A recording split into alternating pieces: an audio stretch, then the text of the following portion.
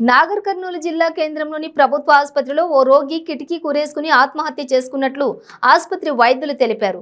పెద్దకొత్తపల్లి మండలం గంట్రావుపల్లికి చెందిన వెంకటస్వామి గత శనివారం గ్రామంలోని వేప చెట్టు కురేసుకుని ఆత్మహత్య యత్నం చేయగా నాగర్ కర్నూలు ఆసుపత్రికి తరలించి వైద్యులు చికిత్స అందించగా కోలుకున్నాడు.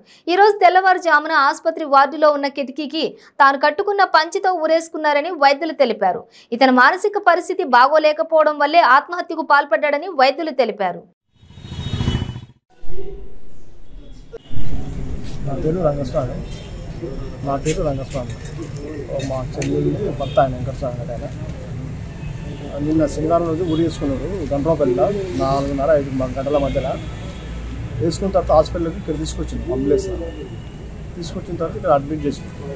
బాగానే ఉంది, డాక్టర్స్ గారు బాగానే ఉందని చెప్పారు.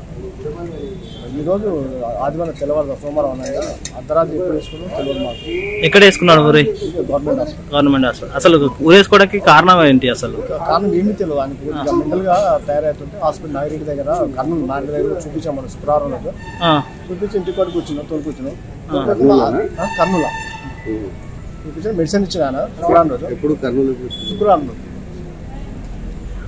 పిల్లలు ఎంతమంది? పిల్లలు 2 బిడ్డలు.